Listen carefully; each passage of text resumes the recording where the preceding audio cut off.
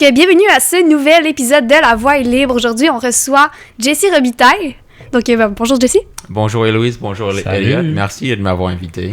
Merci à toi d'avoir accepté l'invitation. Donc, Jessie, qui est membre de Génération Ambition, qui est membre également du comité podcast. Donc, Jessie, tu voulais nous parler un peu d'économie aujourd'hui. Oui, exactement. Donc, comme vous savez, j'ai un diplôme en histoire du Cégep Garneau. Un peu comme toi, Elliot, j'ai fait sciences humaines avant de devenir ambulancier. Et moi, je m'intéresse surtout à l'histoire économique. Et je viens de recevoir un livre que mon père m'a donné pour Noël. OK. Puis ça s'appelle L'étalon Bitcoin Standard en anglais. C'est très bon. Et le livre raconte un peu l'histoire de la monnaie. Ah ben. Et moi, je vois que nous voyons l'inflation surtout depuis 5 ans, s'accélérer. Et je vois un peu l'histoire se répéter. Nous avons vu une inflation hors contrôle juste à l'aube de l'effondrement de l'Empire romain. Et tous les effondrements civilisationnels s'accompagnent d'un effondrement de la valeur de la monnaie. Mm-hmm. Et moi, je pense que nous n'avons pas appris de l'histoire.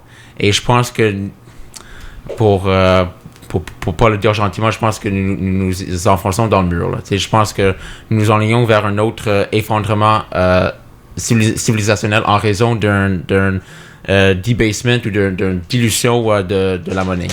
Et donc, dans son livre L'étalon Bitcoin, il explique qu'est-ce qui donne ou qu'est-ce qui rend une monnaie sûre, qu'est-ce qui permet à une monnaie d'être un moyen d'échange et quels moyens d'échange sont les plus sûrs et à travers l'histoire. Donc, c'est de ça dont je voulais vous parler. Et je pense que c'est important. Je pense que les gens, ils pensent que l'argent pousse dans les arbres. Et je pense qu'ils associent l'argent à la richesse, alors que ce sont deux choses distinctes. Comment tu fais la distinction exactement? Alors, comme il l'explique dans son livre, l'argent est un moyen d'échange. Donc, l'argent que nous utilisons aussi, l'argent, la monnaie gouvernementale imprimée par le gouvernement n'est pas une richesse en soi. Ça, c'est important à se rappeler. Nous ne pouvons rien faire avec l'argent papier. Nous ne pouvons pas le manger, nous ne pouvons pas le boire, nous ne pouvons pas s'habiller avec l'argent papier, nous ne pouvons pas en construire une maison. Il s'agit simplement d'une façon de mesurer la valeur d'une richesse, de quelque chose dont nous pouvons nous servir, comme de la nourriture, comme un abri ou une maison, comme du vêtement. Je vois que le chat, lui aussi, il s'inquiète. On le voit pas à la caméra, mais il y a un chat dans l'appartement en ce moment. Il s'inquiète beaucoup de l'inflation aujourd'hui. Oui. Moi aussi, je commençais à être anxieux. Je pense que tout le monde, sans être alarmiste, je pense que à force de associer, à force de mélanger ou de confondre l'argent avec la richesse, le gouvernement canadien, surtout, est en train de diminuer le pouvoir d'achat des citoyens. Et il y a plusieurs exemples historiques que l'auteur soulève dans son livre. Et vous voyez sur la couverture, il y a une pierre. Je ne sais pas si on voit bien à la caméra, mais il y a une petite pierre à côté il y a de l'or, puis il y a un petit bitcoin à côté. La pierre en question qu'il a mise sur la couverture, ça s'appelle la pierre Ray. Donc, c'est une pierre qu'une civilisation en Océanie, donc pas loin de l'Australie, utilisait comme moyen d'échange, utilisait comme monnaie, un peu comme les billets d'argent que nous utilisons aujourd'hui.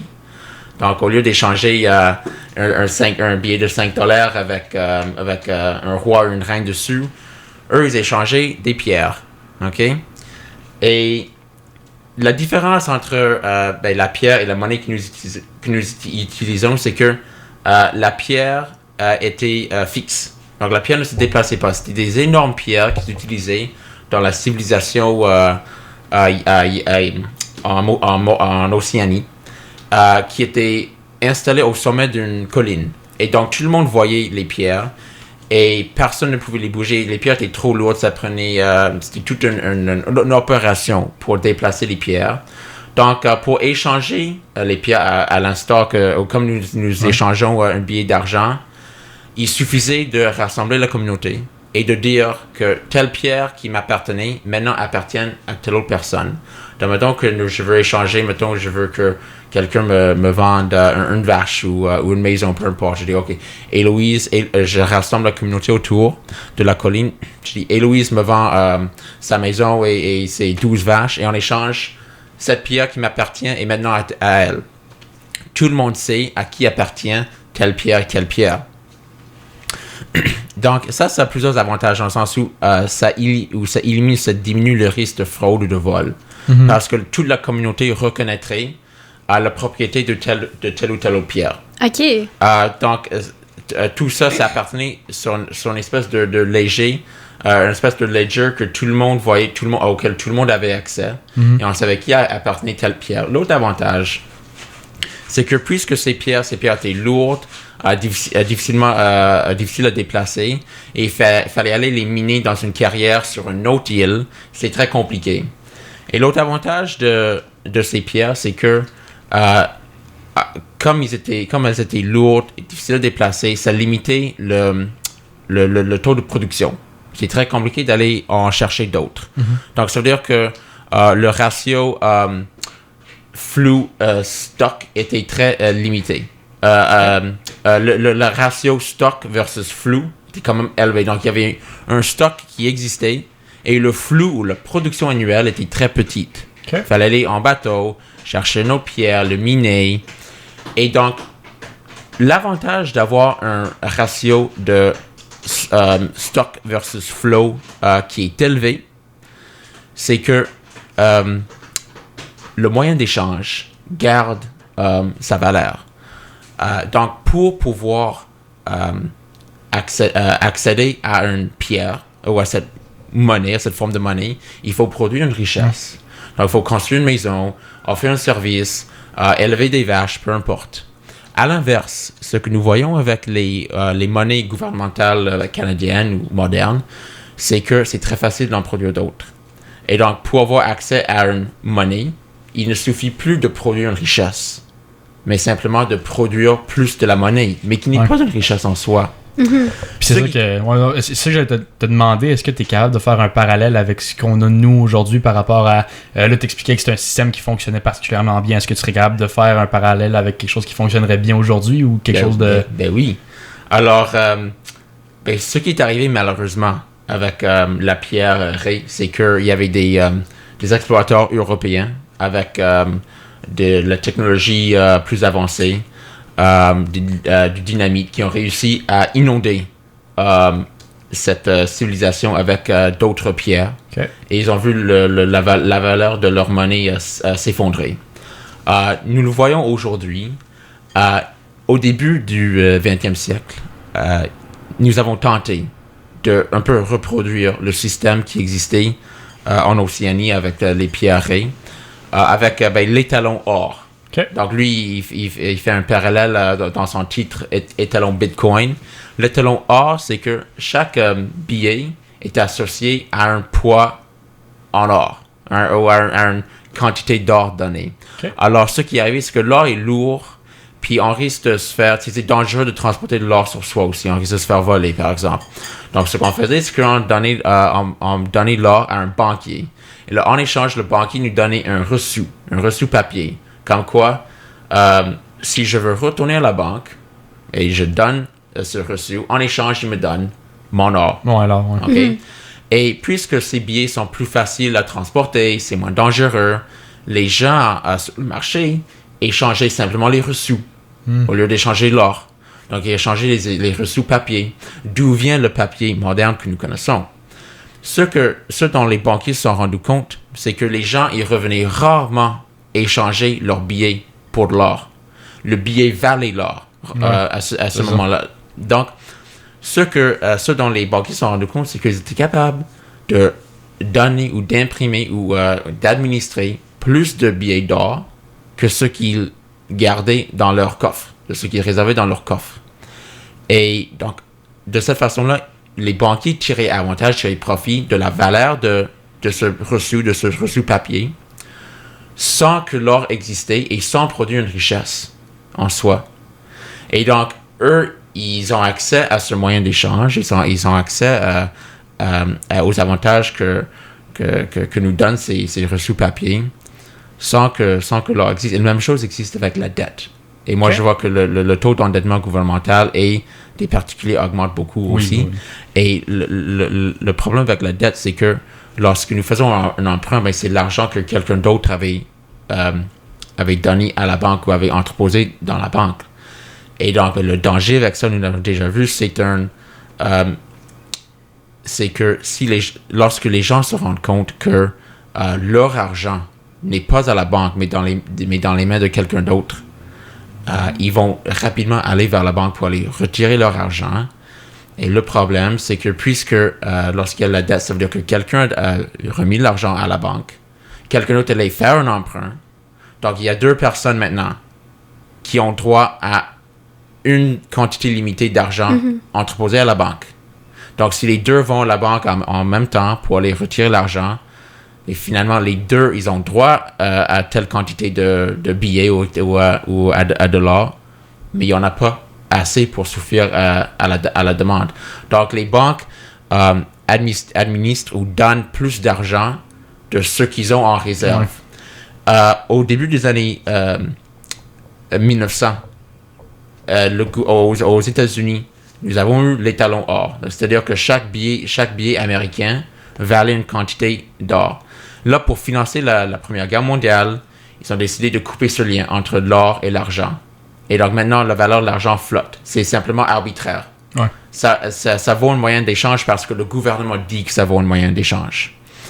Et ce que nous avons constaté depuis, c'est d'abord une inflation, donc le pouvoir d'achat diminue.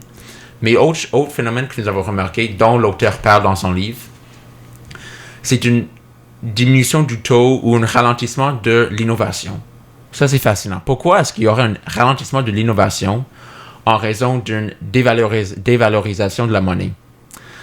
Donc, ce qui explique d'abord, c'est que avant l'abandon de l'étalon or, donc avant 1913, nous avons vécu la révolution industrielle, une période de progrès économique et technologique exceptionnelle. Par exemple, nous avons vu l'invention de l'automobile, de l'avion, du téléphone, l'électricité, la lumière, la plomberie, l'eau chaude, l'eau froide, la réfrigération. Depuis, nous avons vu des améliorations de ces technologies qui existaient déjà, mais nous avons vu très peu de technologies nouvelles. Il faut faire la distinction entre une amélioration d'une technologie et une innovation de fond en comble. Les innovations de fond en comble, nous avons vu un ralentissement depuis l'abandon de l'étalon or. Même l'Internet aussi est un produit de la révolution industrielle, si nous pensons au télégramme sans fil. Pourquoi est-ce qu'il y aura une baisse ou un ralentissement de l'innovation? C'est simple. Parce qu'avec un moyen d'échange sûr, une monnaie sûre, donc une monnaie qui a un ratio de stock versus flow élevé, parce que les gens sont capables d'entreposer de l'argent, de mettre de l'argent de côté pour l'avenir. Avec l'argent qui perd rapidement sa valeur, c'est plus difficile de mettre de l'argent de côté pour épargner pour l'avenir. C'est difficile de prévenir et de planifier pour l'avenir. Donc, avec un argent qui a peu de valeur, les gens sont incités à dépenser rapidement. Parce que du jour au lendemain, la monnaie n'aura plus la même valeur qu'elle a aujourd'hui. Tandis qu'avec un étalon or ou avec une monnaie dont le taux de production est limité, les gens savent que cet argent-là, ou c'est un moyen d'échange, va avoir la même valeur aujourd'hui qu'elle aura dans 1 an, dans 2 ans, dans 3 ans. Donc, si les gens épargnent pour l'avenir, ils peuvent consacrer leurs efforts à autre chose, à investir. Okay, je vous donne un exemple. Quelqu'un qui fait la pêche, il peut prendre un bâton, une canne à pêche pour faire la pêche et chaque jour, il va pêcher 2-3 poissons. Il peut décider d'aller pêcher un poisson et d'investir le reste de son temps à construire un bateau, entre autres, pour aller plus loin et chercher d'autres poissons, des poissons plus grands, plus nombreux. Et donc, ce poisson, le premier poisson qui pêche, sert de garantie que demain, parce qu'il va consacrer, c'est un coup de renonciation, il consacre moins de temps à faire la pêche immédiatement pour investir dans un bateau qui va rapporter plus de poissons plus tard. Donc, c'est la gratification reportée. Et un moyen d'échange sûr, en fait, c'est un peu à ça que ça sert. C'est de pouvoir investir et de s'assurer que les gens ils vont avoir les moyens de subvenir leurs besoins, le temps qu'ils investissent, donc de planifier à long terme. Avec une monnaie qui perd la valeur rapidement, les gens n'ont plus cet intérêt, ils vont arrêter d'investir et ils vont juste faire l'argent pour consommer. Donc, on voit qu'ils vont passer moins de temps aussi à produire une œuvre ou un bien qui a de la valeur. On voit la même chose en l'art. On voit aussi que la qualité de l'art a diminué aussi. Les œuvres d'art, les portraits, la musique, même architecturalement parlant, s'est détérioré depuis la fin de la révolution industrielle. Et j'ai l'impression que nous allons vers un état d'esprit de très court-termisme. Les gens ils n'arrivent plus à prévoir l'avenir. Et nous l'avons vu aussi vers la fin de l'Empire romain d'Occident. Ils ont commencé à diluer le taux d'argent ou d'or dans chaque pièce de monnaie. Et les gens ils dépensaient pour faire la fête, pour aller voir des spectacles de gladiateurs. Et là, on a vu que l'infrastructure commençait à s'effondrer. Les forces armées étaient moins bien entretenues. Et donc, moi, je pense qu'au Canada et même partout sur la planète, nous allons vers la même direction. J'ai l'impression de vivre un cours d'histoire. Oui, super intéressant. Je vois vraiment absolument. C'est quoi les signes, dans le fond, qui peuvent... Là, on a parlé un peu d'effondrement de civilisation. C'est quoi les signes qu'il faut surveiller? D'abord, les signes, nous les voyons déjà. J'ai l'impression que nous sommes des poissons dans l'eau. Nous voyons que notre pouvoir d'achat diminue, donc les prix à l'épicerie augmentent. Et je pense que le confinement a donné un coup accélérateur à ça. Pourquoi est-ce que le confinement a donné un coup accélérateur à ça? C'est parce que une monnaie vaut ce qu'elle représente relativement au poids de l'économie. Et donc, en 2020, lorsque le gouvernement Trudeau a mis l'économie à l'arrêt, tous les services comme les restaurants, les coiffeurs, tout ça a été mis à l'arrêt. Il y a des usines qui ont été mises à l'arrêt, des chantiers qui ont été mis à l'arrêt. Et en même temps, le gouvernement a donné des chèques aux particuliers, aux individus et même des prêts à bateau aux entreprises pour qu'elles survivent. Le problème, c'est que le poids de l'économie diminue. Donc, il y a moins de services qui sont offerts, il y a des usines qui sont fermées, en même temps que le gouvernement donne ou imprime de l'argent pour faire survivre ceux qui sont mis au chômage, par exemple, en raison du confinement. Le problème avec ça, et l'analogie que j'aime faire entre une analogie entre le sport et le confinement de 2020. Le gouvernement donnait de l'argent ou de l'argent liquide aux particuliers, donc de l'argent facilement dépensable. Mais encore une fois, comme je viens de l'expliquer, en raison du fait que l'économie est mise à l'arrêt, c'est un argent dont le poids diminue relativement à l'économie, puisque l'économie est ralentie et l'offre en argent augmente. Donc les gens vont dépenser rapidement pour ne pas sacrifier la valeur d'aujourd'hui que détient cette monnaie. C'est un peu comme un athlète qui fait du dopage. Okay? C'est ça l'analogie que j'aime faire. Un athlète qui fait du dopage va tirer des profits maintenant et aujourd'hui, va être stimulé aujourd'hui, mais risque de s'épuiser rapidement. Okay? Donc, c'est ça que je veux dire lorsque je dis que nous sommes entrés dans une vision de très court-termiste en matière d'innovation, d'investissement et en matière économique. Donc moi, j'ai l'impression qu'au Canada, nous sommes en train de nous doper. Et lorsque nous voyons que nous commençons à avoir la difficulté à continuer à performer ben nous renchérissons. Donc nous continuons à nous doper encore plus. Et donc moi je vois l'effondrement de l'Empire romain d'Occident se répéter. Ça t'inquiète pour... Oui, ça m'inquiète. Oh, oui. Ça t'inquiète pour le court terme, le long terme? Ça t'inquiète pour... Ben, ça m'inquiète pour les deux. Puis le problème avec une monnaie qui s'effondre, ben, comme je l'ai mentionné, c'est une baisse de l'innovation, une baisse de l'investissement, mais aussi l'incertitude économique. Donc, si moi, je ne sais pas si mon portefeuille va pouvoir subvenir mes besoins dans un an à cause de l'inflation, mais c'est sûr que ça me cause un stress.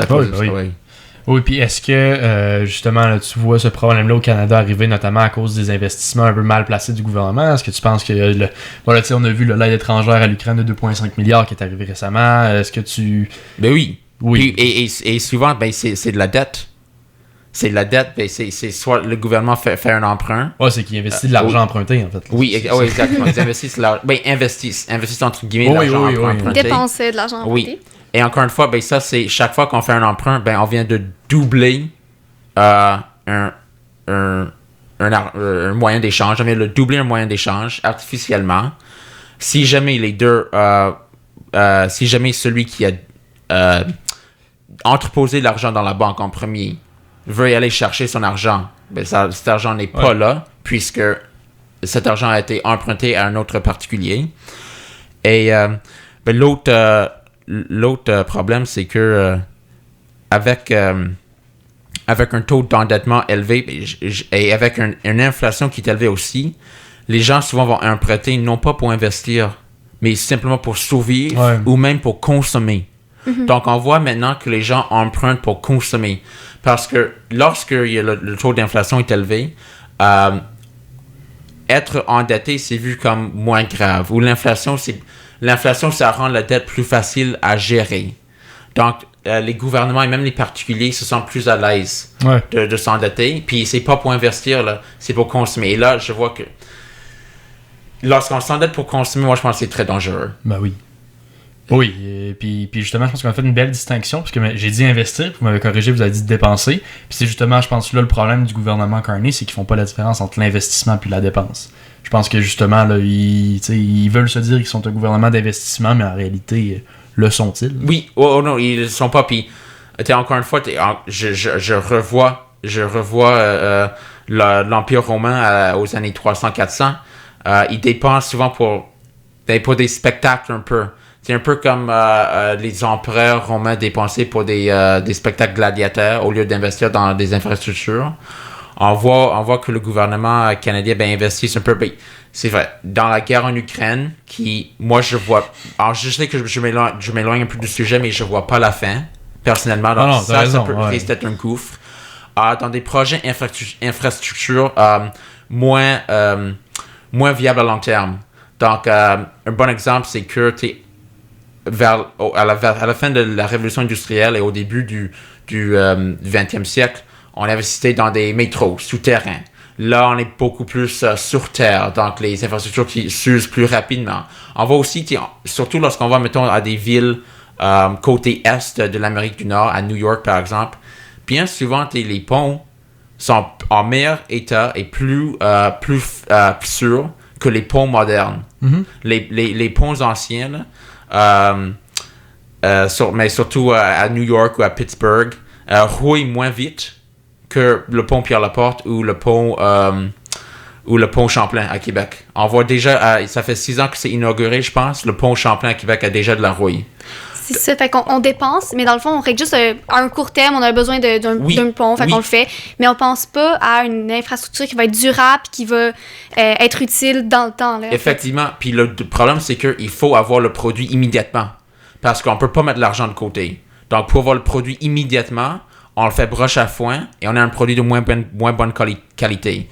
Si on a un épargne sûr, on peut prendre plus de temps pour construire un produit, mais avoir un produit de meilleure valeur, un produit qui s'use moins vite et qui est esthétiquement plus beau aussi. Je pense qu'on s'en va pour ça, notamment avec le train à grande vitesse Montréal-Toronto, je pense que c'est ça le trajet. Oui, je sais que ça c'est dans les cartes. Ben là, le projet est en train de se concrétiser, là, c'est ce qui m'inquiète. OK. Ben, ce que j'espère, ben, je sais que le gouvernement va devoir s'endetter. Ben oui. Je pense que la dette, c'est jamais une bonne chose. C'est pas une petite infrastructure, ça, là. Non plus. Et ce que je crains, c'est que ils essaient de faire un coup électoraliste, donc ils vont construire un projet de moins bonne qualité pour pouvoir l'inaugurer rapidement, mais qui va s'user rapidement et qui va devoir nécessiter des coûts d'entretien et qui va finalement s'avérer un fardeau. Ben oui, c'est ça qui m'inquiète, là. Y a-t-il quelque chose qu'on peut faire pour remédier un peu à la situation? T'sais, on voit qu'on s'enligne vers une pente pas le fun à remonter. Ouais. Alors, dans son livre, il suggère le Bitcoin, entre autres parce que le Bitcoin a un ratio de production fixe. Ouais, oui, ça, c'est un avantage. L'or a un ratio de production quand même très limité aussi. Mais je viens d'expliquer un peu les inconvénients de l'or. C'est lourd à traîner. C'est quand même compliqué de faire un échange avec ce métal précieux. C'est pour ça que nous avons fait affaire avec des reçus. L'autre chose que nous voyons de plus en plus, surtout depuis le confinement, c'est que les gens retournent aux échanges directs. Puis on le voit. Puis moi, je conseille aux gens de connaître, apprendre un métier ou apprendre un talent qui peut être utile. Soit apprendre à faire des rénovations à la maison ou à entretenir une voiture ou quelque chose, ou un vélo, quelque chose comme ça. Apprendre à cuisiner, peu importe. Parce qu'on voit de plus en plus souvent, les gens ils font des échanges directs. Un peu comme à l'époque de la caverne. Ils font du truck. Oui, ils font du truck, exactement. Ils font du truck. Ben là, il n'y a pas d'impôt là-dedans. On a un échange. L'inconvénient, c'est qu'il faut que les deux besoins se concordent. Il faut que deux personnes aient un besoin mutuellement réciproque. Ouais. Donc ça, c'est un des avantages d'un échange direct. Puis c'est presque rarement de valeur égale. C'est presque rarement de valeur égale. Quelqu'un qui enlève un dent et moi, je répare leur vélo, c'est sûr que ça prend 8 ans d'études pour apprendre à enlever une dent. Ouais. Donc, c'est jamais une valeur complètement égale, mais c'est sûr que ça a l'avantage d'échanger deux choses qui ont de la valeur. C'est un moyen d'échange et quelque chose qui a de la valeur en même temps. Puis je pense que la notion de valeur aussi peut changer si on démocratise un peu justement le troc, ce qui est de plus en plus la chose qui va arriver. Là.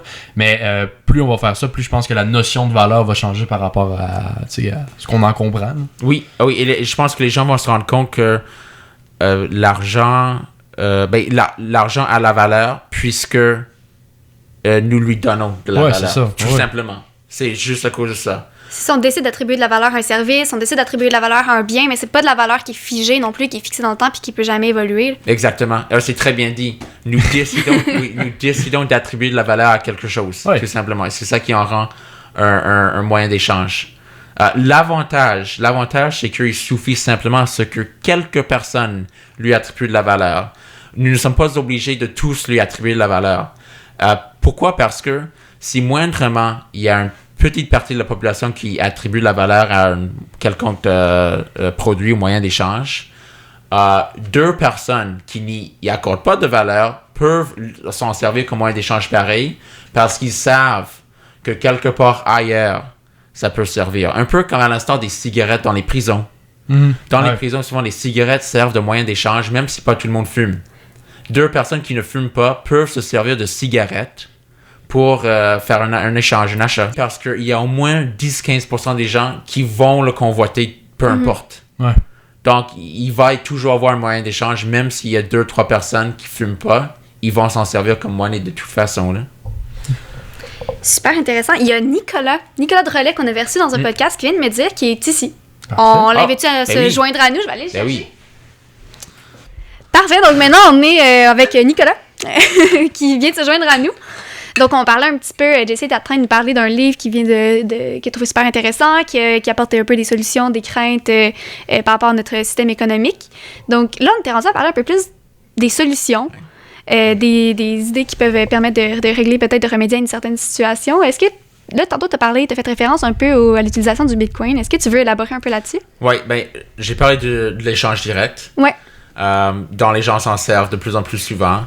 L'or aussi un moyen d'échange plus sûr. Ou le Bitcoin, comme il suggère, c'est un peu la thèse de son œuvre. Et le Bitcoin, ça a plusieurs avantages. Premièrement, un peu à l'instar des pierreries. Tout le monde qui utilise le Bitcoin voit à qui appartient telle monnaie, telle pièce. Donc, ça diminue le risque de se faire frauder, de se faire voler. Les gens vont savoir que oui, telle pièce de monnaie existe bel et bien. Le taux de production est fixé. Et donc les gens ne peuvent pas produire ou imprimer artificiellement ou arbitrairement des pièces de Bitcoin. Un peu comme un banquier qui décide d'administrer plus de reçus par rapport à de l'or.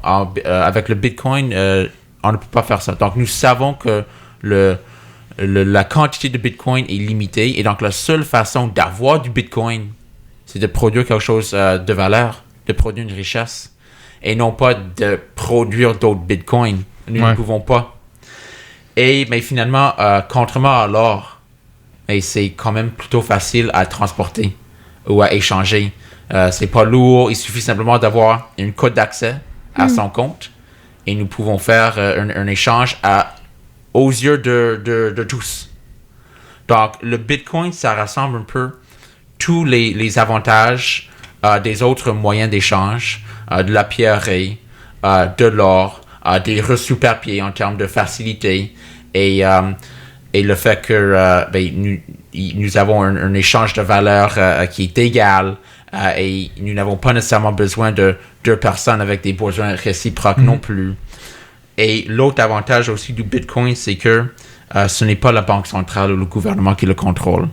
Parce que des fois, avec la banque centrale, c'est le gouvernement qui décide à quel taux on imprime de l'argent. Et même, il y a des gouvernements qui essayent de créer ou de copier une crypto-monnaie. Et le danger avec ça, c'est qu'un gouvernement pourrait décider que tel produit ne peut pas être acheté ou tel produit peut être acheté avec un crypto-monnaie. Le Bitcoin est à l'abri de l'ingérence gouvernementale. Et donc, le Bitcoin, ça ressemble un peu... tous les avantages des différents moyens d'échange et élimine la plupart des inconvénients. Et moi, je vois le Bitcoin un peu comme la solution, la lumière au bout du tunnel de cette crise inflationniste que nous voyons. Et c'est celui qui l'a inventé, il est anonyme. Mais je pense que nous devons lui lever notre chapeau. Je pense qu'il vient de trouver une solution vraiment intéressante. Jesse, as-tu un message un peu que tu retiens du livre plus que... Oui, c'est une bonne question. Oui, j'ai un message que moi, personnellement, je retiens que nous pouvons tous retenir. Et il a parlé de la récompense reportée. Ou la capacité de investir dans l'avenir, de renoncer à quelque chose aujourd'hui pour pouvoir tirer profit plus tard. Et je pense que oui, nous voyons que la valeur de la monnaie s'effondre. C'est difficile de prévoir l'avenir, de mettre de l'argent de côté en raison du fait que l'argent perd sa valeur. Mais malgré tout ça, je pense que c'est important de garder la capacité d'avoir de la récompense différée et de ne pas toujours dépenser dans l'immédiat, mais de pouvoir se donner un cadeau à soi-même dans l'avenir. C'est très bien dit. Qu'est-ce que t'en penses, Nicolas? Merci. Je pense que c'est très intéressant comme sujet, puis l'avenir pourra le dire si c'est efficace ou pas. Oui, dans la théorie, c'est sûr, ça semble très idyllique. Encore dans la pratique, il faudrait que ça fonctionne. L'économie, c'est pas vraiment mon fort, mais est-ce que ça pourrait peut-être régler une certaine partie du problème? Est-ce que ça pourrait régler tout le problème de l'inflation? Ça, j'en doute. En fait, parce qu'on ne sait pas vraiment, parce qu'en réalité, il n'y a pas beaucoup d'États qui ont utilisé la crypto-monnaie comme étant leur moyen économique de fonctionner, mais... un des problèmes, entre guillemets, c'est que les gouvernements ne peuvent pas le produire, le Bitcoin. Donc, ils ne peuvent pas... pour avoir accès, il faut qu'ils produisent quelque chose de valeur. Donc, c'est plus compliqué. C'est pas attirant pour les gouvernements dans ce cas-là. Je veux dire, il faut qu'ils risquent beaucoup pour pouvoir utiliser ça. Exactement. Donc, pour avoir accès, il faut produire une richesse. Sur un plan plus personnel, peut-être, d'où est-ce que ça vient autant cette passion-là ou cet attrait-là pour tout ce qui est économie? On dirait que tu t'y connais vraiment beaucoup. Là. Comment tu as commencé à t'y intéresser? Oui, c'est gentil. Moi, j'ai étudié en histoire, en sciences humaines comme Elliot, et je me suis toujours intéressé à l'histoire économique. Et lorsque mon père, je pense que mon père, il a pensé à moi quand il l'a vu sur l'étagère, donc il me l'a acheté, et moi, j'ai trouvé ça très intéressant. L'histoire de la monnaie, ça m'intéresse, mais tout ce qui est histoire militaire, je pense que les gars, ils aiment ça beaucoup, l'histoire militaire. Ou histoire politique aussi. Je me suis présenté comme candidat aux élections provinciales pour le Parti conservateur de Félicitations. Merci, en 2023, une élection partielle. Et lui, il propose, entre autres, de baisser la taxe sur l'essence. Je pense que le coût d'énergie, ça n'aide pas l'augmentation des prix. Parce que même si on ne conduit pas, les prix des denrées, les prix alimentaires augmentent en raison des prix de transport, entre autres. Et alors, je me suis toujours intéressé à tout ce qui est politique, économique, histoire. Et maintenant, je travaille dans le domaine de la santé. Je travaille comme ambulancier à la Côte-Nord et je vois beaucoup la bureaucratie. Je passe presque 50% de mon temps à faire de la paperasse. Donc, je vois la lourdeur bureaucratique du système de santé. Et je pense que c'est important de s'impliquer. Et surtout pour les jeunes, parce que les jeunes ne votent pas. Le taux de participation est phalémique. Et donc, je pense que ce que nous faisons, c'est bien. Je pense que c'est important que les jeunes comprennent que c'est leur avenir que nous sommes en train d'endetter. Et c'est leur avenir que nous sommes en train de mettre en péril. Pour beaucoup de jeunes, on dirait que c'est un concept abstrait, endetter l'avenir. Concrètement, qu'est-ce que c'est, endetter l'avenir? Qu'est-ce que qu'est-ce que ça peut avoir comme impact concret? C'est un peu comme emprunter pour consommer versus emprunter pour investir. Ouais. Ce que nous faisons, c'est que nous empruntons pour consommer. Nous l'avons vu pendant le confinement. Lorsque le gouvernement Trudeau a donné des chèques aux particuliers et des emprunts aux entreprises, en même temps qu'il a fermé l'économie. Nous dépensons pour consommer. Donc, nous tirons profit dans le moment présent. L'économie roule vite parce qu'il y a beaucoup de demandes. Les gens veulent dépenser, un peu comme un athlète qui se dope. Ouais. Mais on va s'épuiser rapidement. On va avoir une dette importante avec peu d'épargne et donc peu d'investissement, peu d'innovation. Et donc, nous vivons... c'est important de vivre pour le moment présent, mais pas au détriment de l'avenir. Ouais, absolument. Ben, merci beaucoup pour tout ce petit cours d'économie. Donc, Nicolas, tu viens de te joindre à nous? Oui, bien sûr. Bonjour. Bonjour. Attends, un peu, j'ai oublié d'enlever mes bottes. Il n'y a aucun problème. Donc, dans le fond, toi, tu es venu nous parler un petit peu. Tu me parlais que le congrès du Parti conservateur du Canada qui arrive. Tu me disais que tu voulais en parler un petit peu. Qu'est-ce que tu attends de ce congrès-là, en fait? Ce que j'attends, tout simplement, c'est juste que les conservateurs fassent preuve de gros bon sens dans ce congrès-là. Oui, je comprends la déception et la frustration qu'il y a eu aux dernières élections. Oui, le résultat était certes décevant. On n'a pas pu être au gouvernement. Mais à un moment donné, il faut quand même raison garder. Là. C'est pas juste parce qu'on gagne pas, il faut nécessairement mettre le chef dehors. À la longue, cette stratégie-là ne fait que condamner le Parti conservateur à l'opposition perpétuelle. Ça fonctionne pas. Puis, oui, même si Pierre Poilievre a perdu les élections, il a quand même augmenté drastiquement le nombre de députés, alors que dans les 2 dernières élections, on ne faisait qu'en perdre. Donc, ce serait un peu idiot de mettre dehors celui qui a fait augmenter largement ton nombre de députés. Oui, c'est ça que j'allais dire, c'est que c'est un peu, c'est un peu ironique du sens que vraiment Pierre Poilievre a relevé le Parti conservateur du Canada d'une certaine chute, là, on va pas se le cacher, il était un petit peu en baisse, là. Tout à fait. Puis à sa venue, ça a fait quand même un beau renouveau. Je pense que ça serait un peu dommage de justifier de le mettre dehors comme ça à cause d'une défaite aux élections. Surtout que, tu sais, je veux dire, c'est quoi, on le prévoyait à 45%, puis il est arrivé à 41%. Là, exact. En tout cas, je trouve ça un peu... pas idiot, mais c'est un raccourci intellectuel assez important. Exact. Puis en plus, j'avais écrit une lettre ouverte dans Pilule Rouge où je demandais... qui s'intitule « Gens de droite, ressaisissez-vous, lettre ouverte à la droite », dans lequel j'expliquais, là, arrêtez de vous chamailler, parce qu'à chaque fois, puis c'est un truc que Yann Sénéchal, dans son podcast avec Frank, les Domisards, avait dit, c'était « Arrêtez de vous comporter comme des losers ». Parce que, oui, OK, on a perdu, mais c'est encore pire de se comporter en loser. Oui. Parce que là, tu fais « Ouais, là, on veut le mettre dehors. » OK, mais vous avez qui pour succéder? Hein? Tu sais, vous avez qui? Vous avez personne d'autre. Ouais, puis ça montre pas une certaine, tu sais, une solidarité au sein du parti. Là. C'est ça. Ça donne une mauvaise image du Parti conservateur. Ben oui. Puis en plus, on reçoit souvent... Tu sais, souvent un commentaire négatif que je voyais, c'était « Ouais, mais là, faudrait que le NPD s'est effondré, Pierre Poilievre va pas su en tirer profit. » Mais en quoi il aurait pu en tirer profit? Il n'y a pas d'électeurs qui vont changer du NPD au Parti conservateur. Ou en tout cas, c'est très rare, parce que, tu sais, je connais des staffers qui travaillaient avant au NPD, qui sont maintenant en zoo au Parti conservateur. Oui, mais... C'est déjà arrivé. Mais, tu sais,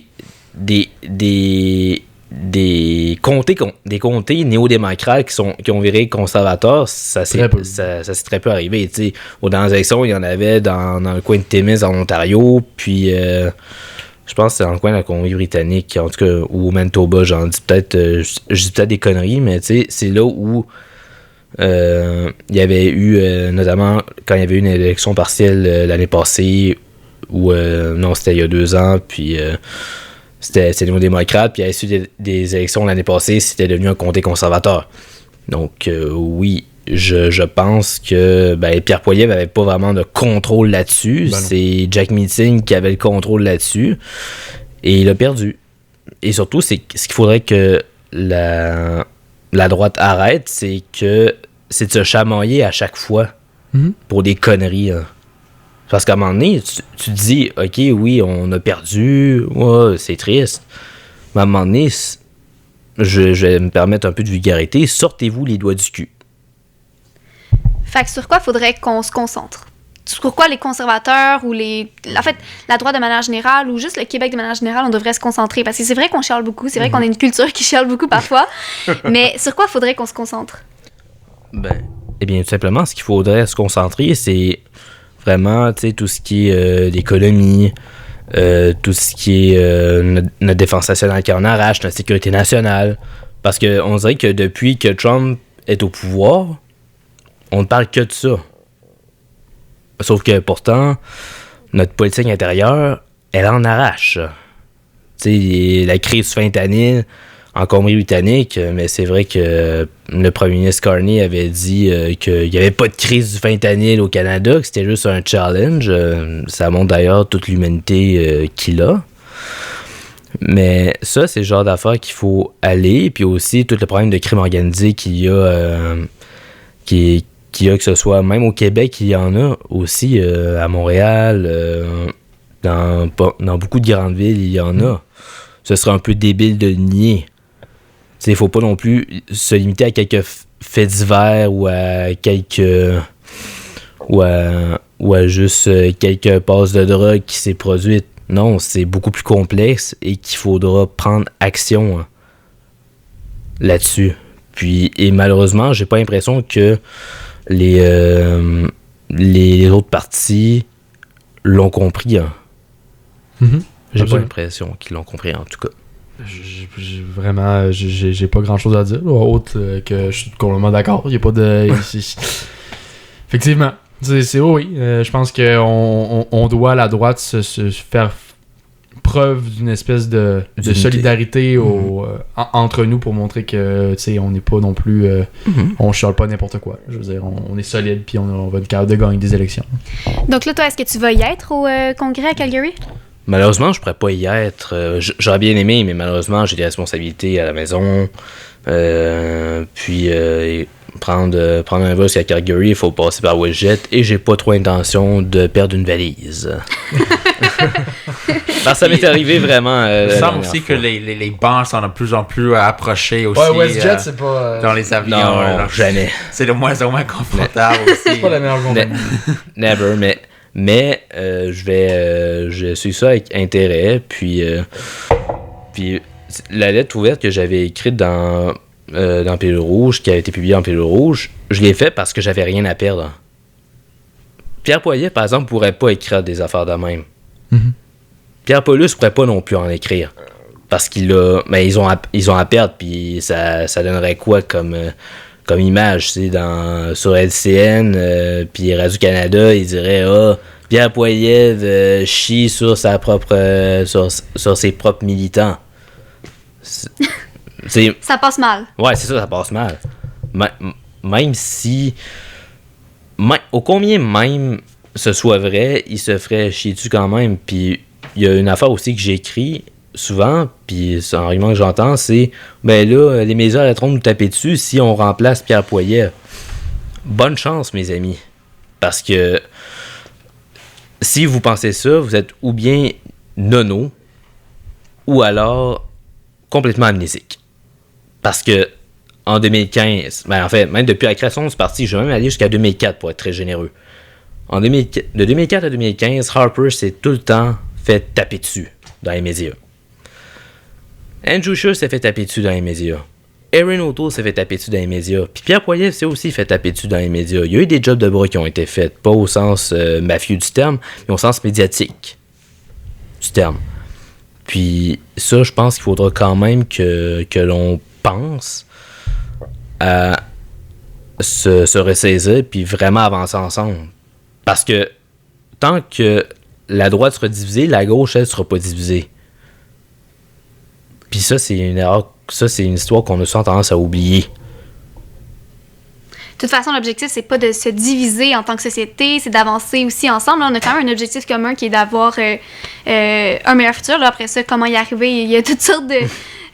Oui. il y a des solutions plus pertinentes peut-être que d'autres, évidemment, mais ça passe aussi par une discussion. Si on est tout le temps divisé et qu'on n'arrive pas à communiquer, ça avance pas vite. Là. Mais exact. Puis tout simplement, c'est juste que il faut à un moment donné qu'on avance ensemble, puis surtout qu'on ne discute pas nécessairement avec les bons... On ne discute pas nécessairement avec les bons canaux. La télévision, il faut de moins en moins y aller. Et les émissions d'affaires publiques, comme tout le monde en parle, il faut arrêter d'aller là. Il faut toujours se demander à qui on parle. C'est qui notre public? C'est qui est-ce qu'on cherche à convaincre? Quand à tout le monde en parle, là, il y a toujours deux types de personnes qui regardent quand il y a un politicien. Ceux qui l'haïssent en mourir et ceux qui l'aiment en mourir. À part si le politicien il a vraiment une maladie grave. Comme, mettons, Jack Layton, ça avait quand même... Si on regarde ça d'un point de vue froid, ça avait aidé beaucoup. Ben, merci beaucoup d'être venu. Je pense qu'on va finir cela. Eliott, je pense que tu as un cours cet après-midi, un cours d'histoire. Oui, absolument. Ben, on va arrêter cela pour aujourd'hui. Mais merci beaucoup d'être venus, tous les deux. Puis merci Jessie de ton beau cours d'économie. Oui. Puis on se revoit dans un prochain épisode de La Voix est libre. Bye bye. Au revoir.